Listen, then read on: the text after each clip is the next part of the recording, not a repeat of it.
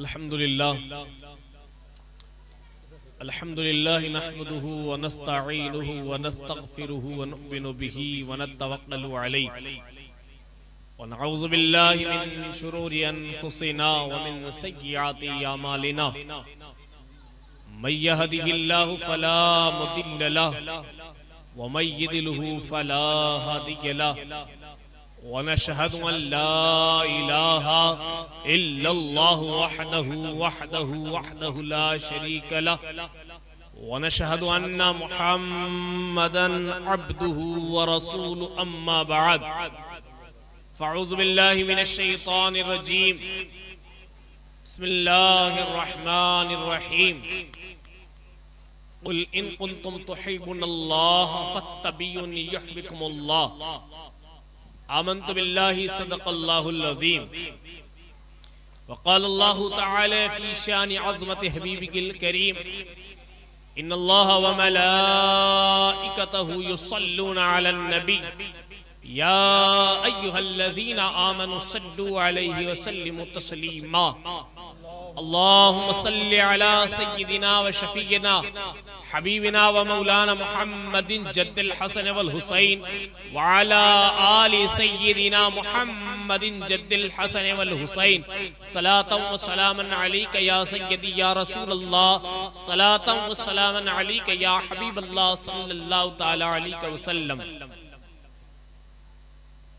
या साहिबल जमाल व या सय्यदिल बशर मिन वजहिकल मुनीर लक़द नुव्विरल क़मर ला यमकिनु सनाहु कमा काना हक़्क़ा बअदज़ खुदा बुज़ुर्ग तुही क़िस्सा मुख्तसर बलगल उला बिकमालिही कशफत दुजा बिजमालिही हसनत जमीउ खिसालिही सल्लू अलैहि व आलिही लिखमसतुन नत्फ़ी बिहा हर्रल वबाइल हातिमा अल मुस्तफ़ा अल मुर्तज़ा व बनाहुमा वल फातिमा खुदाया बहक़ी बनी फातिमा के बरक़ोली इमा कुनम खातिमा अगर दावतन रद कुनी वर कबूल मनम दस्त दामाने आले रसूल गौसे आज़म बमने बेसरोसामा मददे क़िबला ए दी मददे काबा इमाम मददे बग़ैर दाब वला उफ्ताद कश्ती ज़ईफ़ान व शकिश्तराद पुश्ती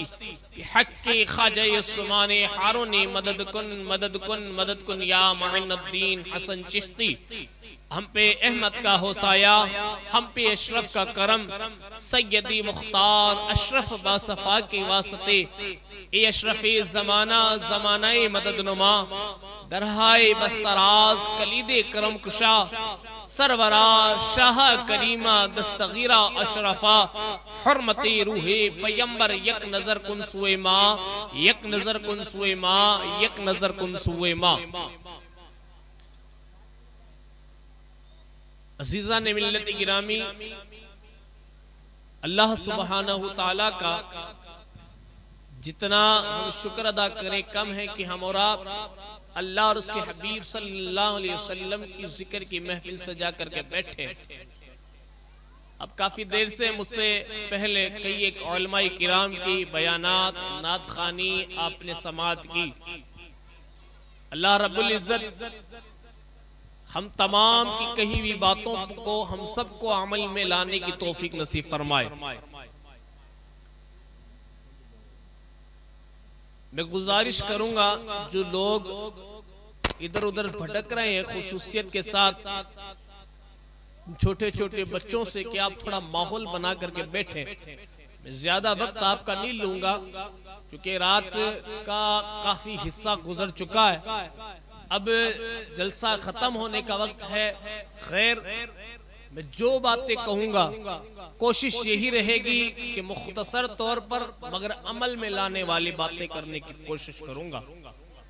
और रब की बारगाह में दुआ करता हूं कि अल्लाह रब्बुल इज्जत मुझे हक बात कहने की तौफीक नसीब फरमाए और आप लोगों को हक बात सुन करके उस पर अमल करने की तौफीक नसीब फरमाए। हम रब का जितना एहसान और शुक्र अदा करें कम है कि उस रब्बे करीम ने हमारे ऊपर बेशुमार नेमतें अता फरमाई। अल्लाह ने हमें ईमान वाला बनाया, हर नेमत अपनी जगह।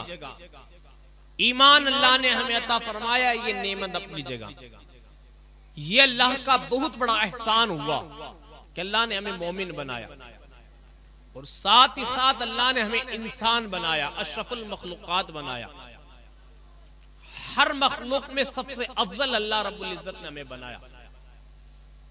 आप चाहे कुरान पढ़ लें, या चाहे आप हदीस पढ़ लें, या किसी सहाबी का कौल पढ़ लें, किसी के अंदर आपको यह नहीं मिलेगा कि अल्लाह रब्बुल इज्जत ने कहीं यूं इरशाद फरमाया है कि बंदे मैंने तुझे ईमान वाला बनाया इसलिए तुझ पर एहसान किया। ना ही अल्लाह ने कुरान जैसी अजीम दौलत बंदे का अता फरमाई। अल्लाह ने कहीं भी यूं इरशाद नहीं फरमाया कि ए लोगों मैंने तुझे कुरान जैसी अजमत वाली किताब दी इसलिए तुझ पर एहसान किया। अल्लाह ने हमें इंसान बनाया, अशरफुल मखलूकात का ताज हमारे सर पर रखा, मगर अल्लाह ने कहीं भी यूं इरशाद नहीं फरमाया मैंने तुझे अशरफुल मखलूकात बनाया, अक्ल सलीम तुझे अता फरमाई, इंसान तुझे बनाया इसलिए एहसान किया। सारे एहसान अल्लाह के हैं, सारी नेमतें अल्लाह की है, मगर किसी नेमत पर अल्लाह रब्बुल इज्जत ने एहसान नहीं जताया। मगर जब अपने महबूब करीम अली तख्त व सना को इस दुनिया में मबगूस फरमाया, जब मोमिनीन पर अल्लाह रब्बुल इज्जत ने अपने नबी को भेजा, अल्लाह रब्बुल इज्जत ने रसूल को मबूस किया, तो कुरान मुकद्दस के अंदर अल्लाह रब्बुल इज्जत ने साफ अल्फाज में इरशाद फरमाया, लक़द मन्नल्लाहु अलल मुमिनीना इज़ बअसा फ़ीहिम रसूला। बेशक अल्लाह ने मोमिनों पर एहसान नहीं बल्कि एहसान अज़ीम किया कि उन्हीं में से एक रसूल को मबूस फरमाया। अल्लाह ने एहसान नहीं बल्कि एहसान अजीम किया है कि उन्हीं में से एक रसूल को मबूस फरमाया।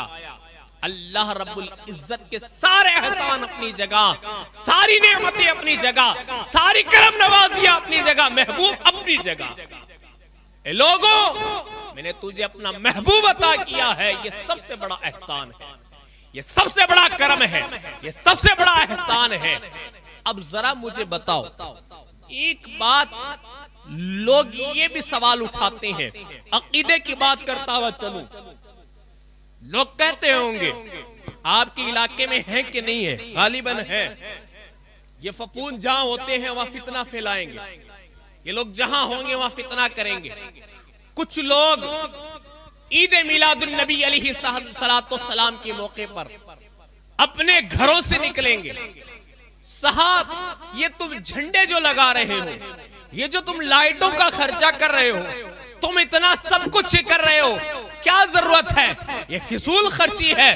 तो इन लोगों से पूछो कि भाई कुरान तो कहता कि अल्लाह ने एहसान किया है, हम अल्लाह के एहसान का शुक्र अदा कर रहे हैं, महफिल सजा रहे अल्लाह का एहसान का शुक्र अदा कर रहे हैं।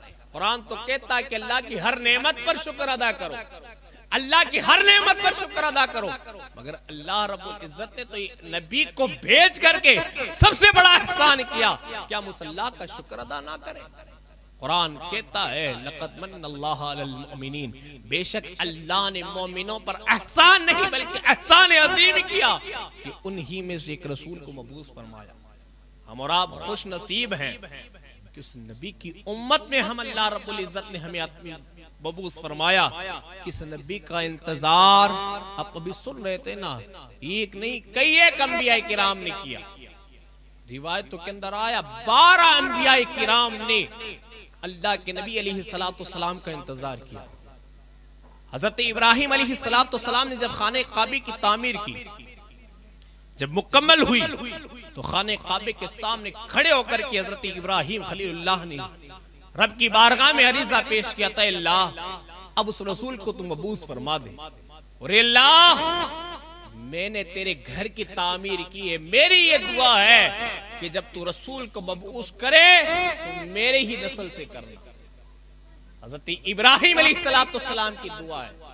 हजरत ईसा ने तो नाम तक बताया था अपने लोगों से, अपनी उम्मतियों से, ए लोगों अब मैं जा रहा हूं, अब अनकरीब एक नबी आएगा जिसका नाम अल्लाह रब्बुल इज्जत ने आसमान पर अहमद रखा है। अल्लाह रब्बुल इज्जत ने उसका नाम अहमद रखा है। ये लोगों अनकरीब वो तुम्हारे पास नबी आने वाला है। हमने तो कोई इंतजार नहीं किया ना, हमारे लिए तो बड़ी आसानी अल्लाह रब्बुल इज्जत ने, रब ने बड़ा एहसान किया कि घर में बाप ने जब देखा कि मेरे घर में बेटा पैदा हुआ कि तो मौलवी साहब को बुला करके कान में अजान दिलवा दी। मौलवी साहब ने आकर के कान में अजान देकर करके हमें खुशखबरी सुना दी कि मुबारक हो तो मोहम्मद अरबी का गुलाम बन करके आया। हमने तो कोई इंतजार नहीं किया ना। आप हजरत सलमान फारसी की तारीख पढ़िए, अल्लाह के नबी अलैहिस्सलातु वस्सलाम के इंतजार में हजरत सलमान फारसी ने क्या कुछ नहीं किया। हजरत सलमान फारसी के बारे में आता है कि जब आप जवानी के आलम में थे तो हक की तलाश में निकले, बाप ने घर से बाहर निकाल दिया कि तुझे घर में रहने की जरूरत नहीं है। हजरत सलमान फारसी फारस से निकले, कुछ इलाकों का सफर किया, हक की तलाश में निकले। एक यहूदी पादरी के पास पहुंचे, जब उसके पास पहुंचे हैं तो अल्लाह अकबर, उसकी कई साल तक खिदमत की, उसकी कई साल तक उसके यहाँ बैठे रहे, उसके यहाँ खिदमत करते रहे। जब उसके आखिरी वक्त आया तो उस राहिब ने कहा, उस पादरी ने कहा कि अब मेरा वक्त करीब है, अब मैं मरने वाला हूँ, अब मैं इंतकाल करने वाला हूँ, तुम्हें मैं एक मशवरा देखता हूँ, जब मेरा इंतकाल हो जाए तो मेरी तदफीन कर देना और तुम उस इलाके में चले जाना, वहां का पादरी बड़ा नेक है, खुदा रसीदा है, वो उससे तुम्हें जरूर तुम्हें कुछ मिलेगा।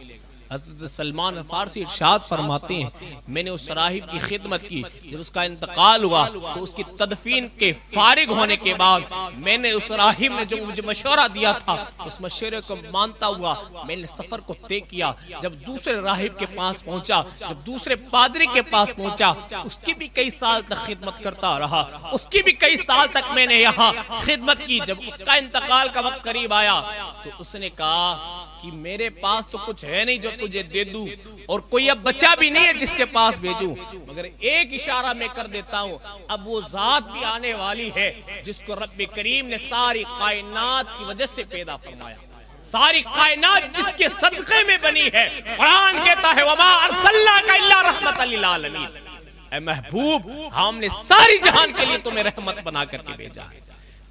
अगर रसूल ना आते, तवज्जो के साथ, रसूल ना आते तो या ना चनिंद होते ना परिंद होते, वो लोग भी इस दुनिया में नहीं होते जो मुस्तफा की आमद पर जिक्र करते हैं कि भाई तुम जिक्र के मुस्तफा क्यों करते हो।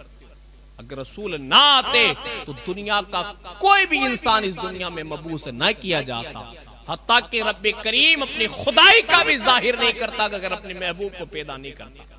सारी कायनात, सारी खलकत अगर किसी वजह से बनी है तो मुस्तफा जान रहमत सल्लल्लाहु अलैहि वसल्लम का सदका है। मगर प्यारे, पूछना यह है, सवाल यह पैदा होता है कि रसूल इस दुनिया में भेजे किस लिए गए, रसूल इस दुनिया में आए क्यों, रसूल की आने की वजह क्या थी। सारी कायनात में एक फितना फैला हुआ था, अगर बेटी किसी लड़की के शोहर का इंतकाल होता तो उसे 4 महीने 10 दिन इद्दत नहीं बल्कि 1 साल तक इद्दत गुजारनी पड़ती। हत्ता कि किसी की माँ का इंतकाल हो जाता तो बेटा निकाह कर लेता, बेटा हरामखोरी कर लेता, बेटा अपनी माँ के साथ मुंह काला कर लेता। इस पुरफितन दौर के अंदर अल्लाह रब्बुल इज्जत ने अपने महबूब को पैदा फरमाया। क्या वजह है कि ये लोगों तुम सीधा रास्ता पकड़ लो, ए लोगों तुम सही रास्ते पर आओ। कुरान मुकद्दस ने रब्बे करीम ने हमें क्या इरशाद फरमाया, अल्लाह रब्बुल इज्जत इरशाद फरमाता है कुल इन कुंतुम तुहिब्बुनल्लाह फत्तबीनी युहिब्बुकुमुल्लाह, ए महबूब जो कुछ भी है वो तुम्हारे सदके में है। कुल इन कुंतुम तुहिब्बुनल्लाह, ए महबूब लोगों से तुम इरशाद फरमाओ अगर अल्लाह को दोस्त रखना चाहते हो तो मेरी इत्तिबा करो, मेरी पैरवी करो, मेरी नक्शे कदम पर चलो, अल्लाह रब्बुल इज्जत तुम्हें महबूब बना लेगा। इस धड़कते हुए सुन्नी दिल पर हाथ रख करके बताओ क्या हम महबूब से मोहब्बत करते हैं। सारे लोगों से सवाल, सारे लोगों से मेरा सवाल, क्या हमारे दिलों के अंदर महबूब की मोहब्बत है? हमारी कंडीशन क्या है और मुस्तफा जान रहमत ने हमें क्या इरशाद फरमाया। आज हमारे हालात क्या है और रसूल ने हमारे लिए क्या कुछ नहीं किया। अल्लाह के नबी अलैहिस्सलाम ने अपनी उम्मत की खातिर गारे हिरा में अपना रोना दिखाया। गारे सौर में जा करके मुस्तफा ने अल्लाह की इबादत की। सवाल और कुछ नहीं, यही सवाल, अल्लाह मेरी उम्मत को बख्श दे, मेरी उम्मत को बख्श दे, मेरी उम्मत को बख्श दे। और रब भी कितना बड़ा करीब है, याफुन कसीर, बहुत से गुनाहों को तो ये माफ कर देता है, बहुत सी खताओं को तो ये माफ कर देता है। और आज हमारे हालात क्या है? मेरी माँ और बहनों के भी हालात हो या हमारे भाइयों के भी हालात हो। अल्लाह के नबी को भेजा इसलिए कि लोग सही रास्ते पाए, और हमारा हाल क्या है? गिरबान में झांके, जुलूस में चले जाने का नाम मिलादी नहीं है, झंडे लगा लेने का नाम मिलादी नहीं है, घर को सजा लेने का नाम मिलादी नहीं है। मिलादी तो उसे कहते हैं जो रसूल के हर किरदार पर अमल करे। ये 1500 साल अहीद मिलादुन नबी आ रहा है, मुस्तफा की जश्न का आमद आ रहा है। तो इस 1500 साल जश्न में लोग अपने घरों को सजा रहे होंगे, लोग अपने महल्ले को सजा रहे होंगे, लोग अपने घरों को खूबसूरत बना रहे होंगे। मैं आपको एक मशवरतन अर्ज करूंगा, आप अपने चेहरे को खूबसूरत बना लीजिए, आप अपने चेहरे पर मुस्तफा की सुन्नत को सजा लीजिए। घर सजाना अच्छी बात है, महल्ले को सजाना अच्छी बात है, गली महल्ले को सजाना बेहतर चीज है। साथ साथ आप अपने चेहरे पर मुस्तफा की सुन्नत को सजा लीजिए, अपने आमाल को सजाइए, अपने किरदार को सजाइए, अपने गुफ्तार को सजाइए, अपने अखलाक को सजाइए, अपने चाल ढाल को सुधारिए। अल्लाह के नबी अलैहिस्सलाम आपसे खुश हो जाएंगे। अजीजा ने मिल्लती गिरामी, आज हमारे हालात क्या है? नौजवानों की कंडीशन क्या है और बूढ़ों की क्या कंडीशन है, यह भी आपसे कोई ढका छुपा नहीं है। जिस रसूल ने फरमाया था गैर महरम पे निगाह डालना ऐसा है कि अगर कोई बंदा गैर महरम पर निगाह डाल देगा तो कल कयामत के दिन उसी की आंख के अंदर शीशा पिघला करके डाला जाएगा। जवान तो जवान, कंडीशन बहुत बुरी है हमारी। शादीशुदा लोग भी गैर महरम से ताल्लुक रख रहे हैं। अल्लाह के नबी अलैहिस्सलाम ने इरशाद फरमाया, जो लोग शादी के बाद, निकाह के बाद, हलाल रिश्ता होने के बावजूद भी अगर किसी गैर महरम पर निगाह डालेगा, कल कयामत के दिन अल्लाह रब्बुल इज्जत उसे कच्चा गोश्त देगा और उसे कहा जाएगा खा। अल्लाह के नबी अलैहिस्सलाम ने इरशाद फरमाया, मैंने शब मेराज की रात में ऐसे लोगों को भी देखा कि जिनके सामने सड़ा हुआ गोश्त रखा हुआ था, जहन्नम के अंदर सड़ा हुआ गोश्त उनके सामने रखा हुआ था। मैंने जिब्राइल से पूछा, है जिब्राइल ये कौन लोग हैं लोगों के सामने सड़ा हुआ गोश्त रखा गया है? अल्लाह के नबी अलैहिस्सलाम ने जब पूछा तो जिब्राइल ने अर्ज किया, रसूल अल्लाह सल्लल्लाहु अलैहि वसल्लम, ये वो लोग हैं जो दुनिया में हलाल रिश्ता होने के बावजूद भी हराम रिश्ते की तरफ नजर डालते थे। आपसे ढका छुपा नहीं है। मैं सिर्फ बीकानेर को अपनी निगाह में देख करके बात नहीं कर रहा, बल्कि पूरे हिंदुस्तान को अपनी निगाह में देख करके बात कर रहा हूं। आज हमारे हालात क्या हैं? लोग गैर महरम पर निगाह डालना बड़ा फकर समझते हैं। अल्लाह के नबी अलैहिस्सलाम ने इरशाद फरमाया कि जब तुम रास्तों में चलो तो रास्ते का अदब का ख्याल रखो। साहबा ने पूछा, या रसूलल्लाह रास्ते का अदब? कहा हाँ, जब तुम रास्ते से गुजरे हो तो अपनी निगाहों को नीचे रख करके फिर चलो। अगर यहाँ कंडीशन क्या है, बड़ी माजरत के साथ हमारी निगाह लोगों की छतों पे रहती है, हमारी निगाह लोगों के दरवाजों के अंदर बैठी हुई औरतों पर रहती है। मर्द तो मर्द हैं, जवान तो जवान हैं, हमारे बूढ़ों का भी बड़ा अजीब हाल है। आधे पैर कब्र में लटक रहे हैं और इन्हें इश्क चढ़ा हुआ है। अल्लाह माफ करे, नाउज़ुबिल्लाह, ये हंसने का मकाम नहीं है, रोने का मकाम है, रोने का मकाम। अल्लाह के नबी अलैहिस्सलाम ने इरशाद फरमाया, माँ और बहनें भी सुने, बड़ा शौक है ना शादियों में हाफ लिबास पहन करके जाने का, बड़ा शौक है तुम्हें पुतला लिबास पहनने का, बड़ा शौक है टाइट लिबास पहनने का। अल्लाह के नबी अलैहिस्सलाम ने सैयदा तैयबा फातिमा ज़हरा सलामुल्लाह अलैहा से इरशाद फरमाया, सैयदा मैंने शब मेराज की रात में ऐसी ऐसी औरतों को देखा कि जिनको जहन्नम के अंदर इस कंडीशन के साथ लटकाया हुआ था कि उनके बदन पर कोई कपड़ा नहीं था और जहन्नम की आग उन्हें जला रही थी। अल्लाह के नबी अलैहिस्सलाम से सैयदा फातिमा ज़हरा रज़ियल्लाहु ताला अन्हा ने अर्ज की, कौन है सैयदा? सैयदा हमारी और आप जैसी नहीं है, सैयदा हमारी और आप जैसी इबादत गुजार नहीं है, सैयदा हमारी और आप जैसी गुनाह करने वाली औरत नहीं है, बल्कि सैयदा का मकाम यह है। अल्लाह के नबी अलैहिस्सलाम ने इरशाद फरमाया, फातिमा मेरे जिगर का टुकड़ा है, फातिमा मेरे जिगर का टुकड़ा है, और जो फातिमा से मोहब्बत करता है गोया वो मुझसे मोहब्बत करता है, और जो गोया वो मुझसे मोहब्बत करता है अल्लाह रब्बुल इज्जत उससे मोहब्बत करता है। और सैयदा के बारे में इरशाद फरमाया, जब सैयदा फातिमा सलामुल्लाह अलैहा इबादत के अंदर अपना वक्त गुजारती थी, उलमा बैठे हैं, इस तरीके से वक्त गुजारती, सारी रात गुजर जाती, सारी रात गुजर जाती, मगर सैयदा का सजदा मुकम्मल नहीं होता। जब फजर की अजान होती तो सैयदा रब की बारगाह में अर्ज करती, मौला तू एक रात ऐसी क्यों नहीं बनाता कि तेरे महबूब की बेटी का सजदा मुकम्मल हो जाए। और हमारी माँ और बहनों की इबादत कैसी है आप सबके सामने है। 8-8 बजे तक हमारी आंखें नहीं खुलती है, 9-9 बजे तक हमारे घरों में चाय नहीं बनती है, 9-9 बजे तक हमारे घर के दरवाजे नहीं खुलते हैं। फिर रोना रोवे कि हजरत दुआ फरमा दो, घर में बरकत नहीं है, हजरत दुआ कीजिए, कोई तावीज दे दीजिए। सरकार गौसुल आलम के बारे में आता ना, एक शख्स बारगाह गौस पाक में हाजिर हुआ, आकर के अर्ज किया, सरकार सारा कुछ अच्छा है, कमाता भी अच्छा हूँ, माल भी अच्छा है, मगर सरकार घर के अंदर बरकत नहीं है। सरकार गौस पाक रज़ियल्लाहु ताला अन्हु ने इरशाद फरमाया, ये बताओ कि तुम्हारा घर किस जगह है, घर किस जगह है? सरकार गौस पाक ने जब पूछा तो उस शख्स ने अर्ज किया, हुजूर मेरा घर एक चलती फिरती रोड के ऊपर है, यानी जहां से हमावक्त लोगों की आमद और रफ्त रहती है, लोग आते जाते रहते हैं। सरकार गौस पाक ने फरमाया, ठीक है जाओ तुम अपने घर के दरवाजे पे पर्दा टांगो। गया अपने घर के दरवाजे पे पर्दा टांग दिया।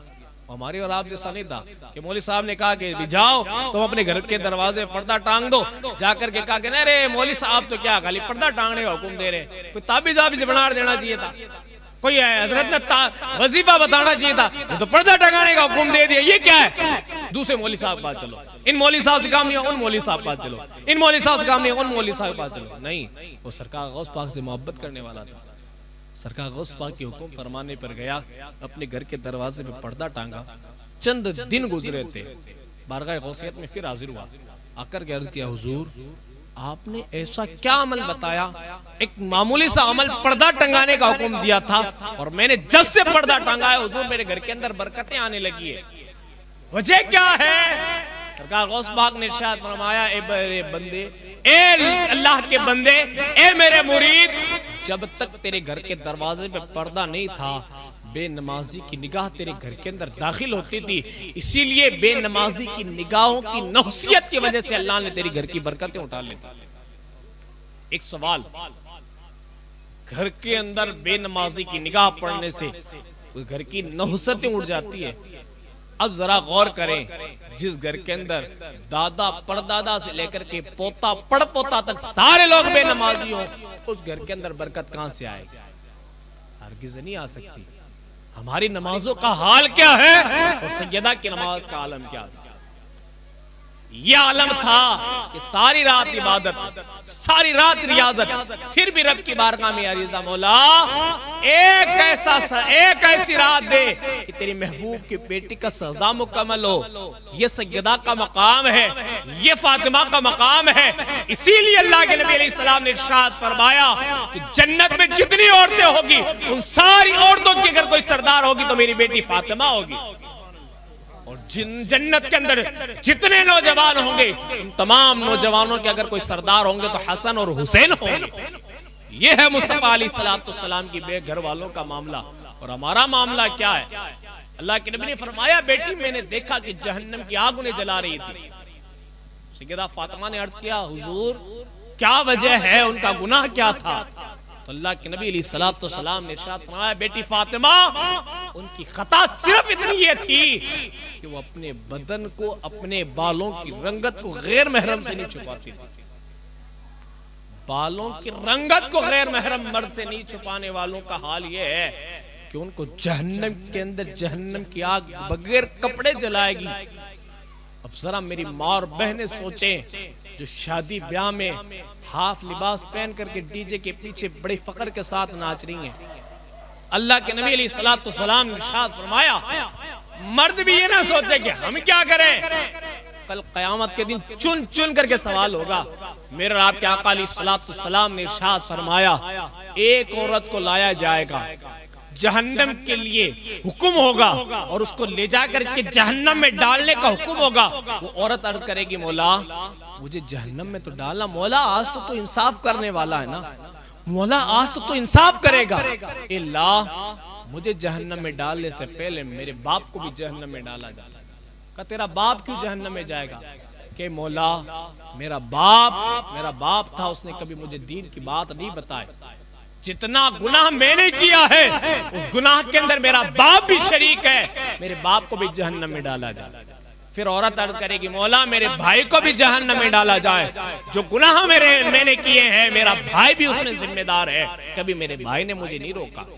फिर औरत अर्ज करेगी, मौला मेरे शोहर को भी लाया जाए, उस शोहर को भी जहन्नम में डाला जाए, मेरा शोहर भी मेरे साथ जहन्नम में जाने का हकदार है। फिर औरत अर्ज करेगी, मौला मेरे बेटे को भी जहन्नम में लाया जाए, उसको भी जहन्नम में डाला जाए, उसने भी कभी मुझे दीन की बात नहीं बताई।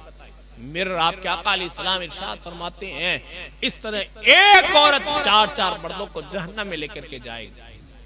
कहां है वो बाप, कहां है वो भाई, कहां है वो शोहर, कहां है वो बेटा कि उसकी बहन, उसकी बेटी, उसकी बीवी, उसकी माँ उसके सामने नाच रही है, वो चुप बेटा है। वो अय्याशिया कर रही है, वो चुप बैठा है। और बड़ी मुअद्दबाना अर्ज करूंगा, आज मेरी कौम ने बड़ी फक्र के साथ, हजरत हमारी बच्ची डॉक्टरी कर रही है। मैं तालीम के खिलाफ नहीं हूं। आप अपने बच्चों को आला तालीम दिलाइए, अपने बच्चों को हाई सेकेंडरी की तालीम दिलाइए, हाई ओहदों पर फायज कीजिए। अच्छी बात है, हमारा बच्चा डॉक्टर भी होना चाहिए, हमारी बच्ची डॉक्टर भी होनी चाहिए, हमारा बच्चा इंजीनियर भी होना चाहिए, हमारी बच्ची इंजीनियर भी होनी चाहिए, हर फील्ड में हमारे बच्चे होने चाहिए। मगर जो पढ़ाई आप करा रहे हैं, क्या आपने उसके ऊपर गौर व फिक्र किया? कॉलेज के नाम पर, स्कूलों के नाम पर जो अय्याशियां आज हमारी कौम में हो रही है, कोई किसी के साथ भाग रहा है, कोई किसी के साथ निकाह कर रहा है, फलां के साथ फलां चैटिंग कर रहा है, भाई है किसी और बहन के साथ चैटिंग कर रहा है, बहन है वो किसी और के साथ चैटिंग कर रही है। शर्म नहीं आती? गैरत हमारी मरी। वैलेंटाइन डे आज हमारी कौम बना रही है,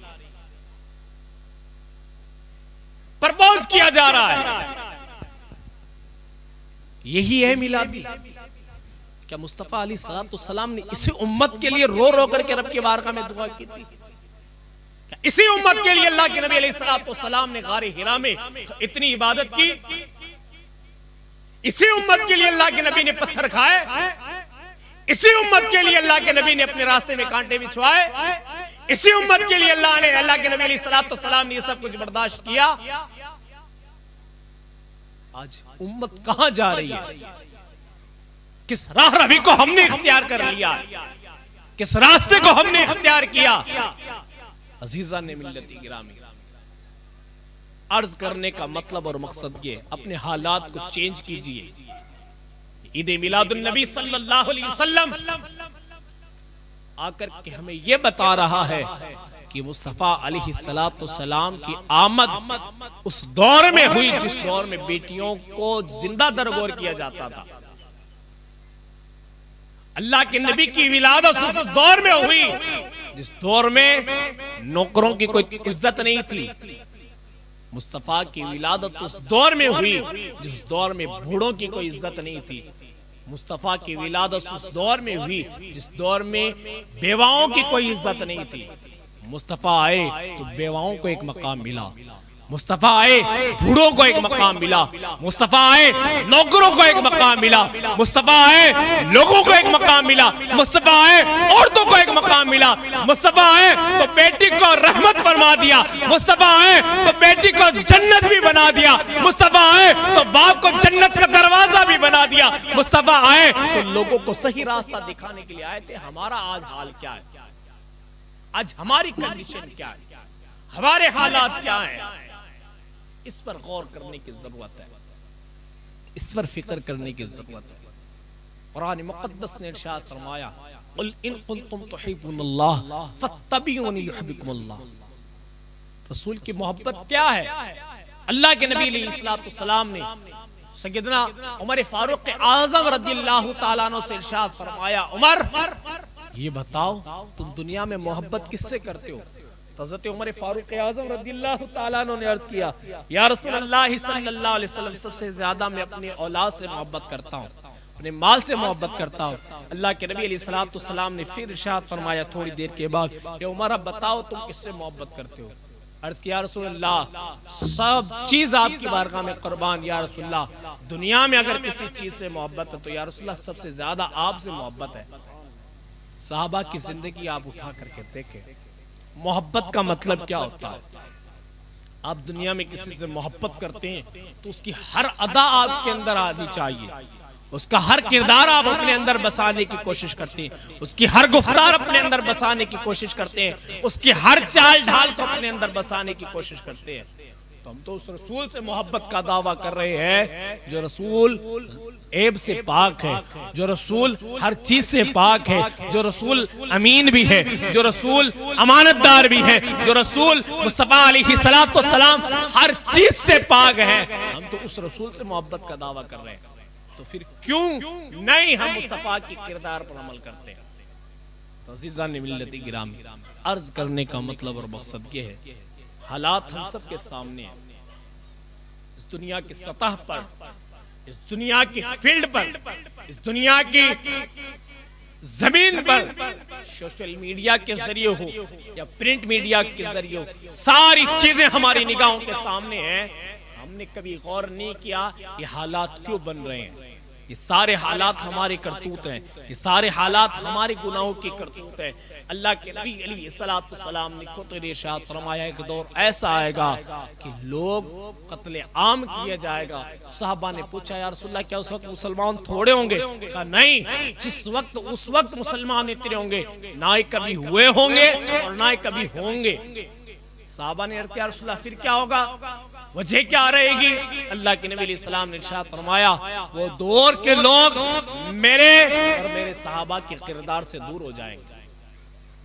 तो दुनिया की सतह पर हम सब निगाह रखते हैं, इस सोशल मीडिया के जरिए हमारे निगाहों के सामने सब कुछ है, मगर फिर भी हाथ पर हाथ धरे बैठे हैं। तो अज़ीज़ान मिल्लत गिरामी, मैं अर्ज करने का मतलब और मकसद ये है, ये सारे हालात जो बने हुए हैं ये हमारे गुनाहों की करतूत है। ईद मिलादुन नबी हमें सामने हमारे जो आ रहा है, ये 1500 साल जश्न ईद मिलादुन नबी है। तो मैं फिर से गुजारिश करूंगा, इस 1500 साल ईद मिलादुन नबी को धूमधाम के साथ, अकीदत के साथ मनाएं। जब जुलूस में जाएं तो इस यकीन और अकीदे के साथ जाएं और सुनाएं, या रसूलल्लाह सुना है आप हर आशिक के घर तशरीफ लाते हैं, मेरे घर में भी हो जाए चरागा या रसूलल्लाह। और इसी अकीदे के साथ मुस्तफा की आमद का जश्न मनाएं और दुआ करें, जिस तरीके से मुस्तफा ने सब कुछ बर्दाश्त करके उम्मत तक जो पैगाम पहुंचाया, वो पैगाम हमें अपने अंदर अमल में लाने की तौफीक नसीब फरमा। ये कोशिश कीजिए। तो मैं गुजारिश करूंगा अहले बीकानेर से और अतराफ से आए हुए तमाम लोगों से कि आप अपने माहौल को सुधारने की कोशिश कीजिए, इस्लामिक माहौल बनाने की कोशिश कीजिए, दीनदार बनिए, मुसलमान बनिए, हकीकी तौर पर ईमानदार बनिए। सिर्फ कलमा पढ़ लेने वाले का नाम मुसलमान नहीं है, बल्कि कलमे पर अमल करने वाले का नाम मुसलमान है।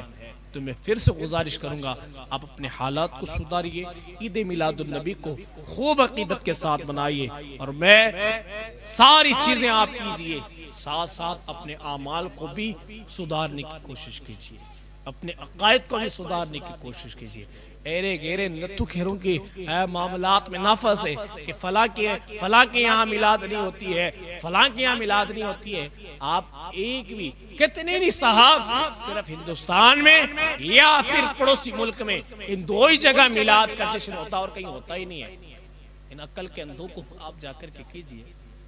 सोशल मीडिया अगर आप चलाते हैं तो यूट्यूब के जरिए या गूगल के जरिए आप सर्च कर ले किस किस मुल्क के अंदर ईद मिलादुन नबी होता है, चाहे अफ्रीका हो, अमेरिका हो, ईरान हो, दीगर ममालिक हो, हर मुल्क के अंदर मुस्तफा की आमद का चर्चा किया जाता है।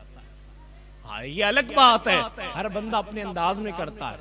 आपको ये भी दलील मांगे, साहब ये लाइटें आप लगा रहे हैं, झंडा लगा रहे हैं, ये कहाँ साबित है? तो ज्यादा बहस मत कीजिए, आप एक जवाब दीजिए। कहेंगे कि भाई मुस्तफा की आमद हुई, विलादत हुई, उस वक्त तो कोई किसी ने झंडा नहीं लगाया। एक जवाब दीजिए कि भाई ये बता, जब मुस्तफा की विलादत के बाद शहादत हुई, उस वक्त मक्का के अंदर कोई मुसलमान था कि नहीं था? कोई मुसलमान था ही नहीं, तो फिर मुस्तफा की आमद का जिक्र करता कैसे? और अगर कहे के बाद में सहाबा ने नहीं किया तो फिर कहिएगा कि जब मुस्तफा अलैहिस्सलाम मक्कतुल मुकर्रमा से हिजरत फरमा करके मदीनतुल मुनव्वरा जब तशरीफ लेके गए हैं, तो फिर बनु नज्जार की बच्चियों ने पहाड़ों पर खड़े होकर के जो दफ के साथ ये तराना पड़ा था, तलअल बद्रु अलैना मिन सनीअतिल वदाई वजब शुक्र अलैना मिन सनीअतिल वदाई, ये फिर कहां से साबित है? ये हदीस है। अल्लाह के नबी अलैहिस्सलातु वस्सलाम जब हिजरत फरमा करके मदीनतुल मुनव्वरा गए तो सहाबा की जमात ने अपने सरों के अमामे उतार करके उसके परचम बनाए थे और मुस्तफा अलैहिस्सलातु वस्सलाम का इस्तकबाल किया था। आज मिलाद के अंदर क्या होता है? जुलूस के अंदर यही तो होता है। हाँ, ये जरूरी है, जब हम जुलूस निकालते हैं तो पूरी दुनिया हमें देख रही होती है, पूरी दुनिया हमें देख रही होती है।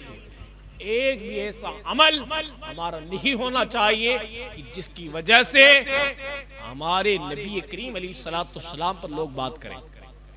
हमारा किरदार ऐसा होना चाहिए जो किरदार मुस्तफा का था, हमारी गुफ्तार ऐसी होनी चाहिए जो मुस्तफा की गुफ्तार थी, हमारा चाल ढाल ऐसा होना चाहिए जो मुस्तफा की चाल ढाल थी। तो अज़ीज़ान मिल्लती गिरामी, अल्लाह रब्बुल इज्जत ने हमें अक्ल सलीम दी है, तो इस अक्ल सलीम को इस्तेमाल कीजिए, अपने हालात को चेंज करने की कोशिश कीजिए, अपने किरदार को चेंज करने की कोशिश कीजिए। रब्बे करीम हम तमाम को कहने सुनने से ज्यादा अमल की तौफीक नसीब फरमाए। अल्लाह तबारक व तआला हम तमाम को मुस्तफ़ा जान रहमत सल्लल्लाहु अलैहि वसल्लम से सच्ची पक्की मोहब्बत करने की तौफीक नसीब फरमाए। ईद मिलादुन नबी अलैहिस्सलातु वस्सलाम पर खूब अक़ीदत के साथ खुशियां बनाने की तौफीक नसीब फरमाए। साथ साथ जिस तरीके से हमने घरों को सजाया, महलों को सजाया, अपने गलियों को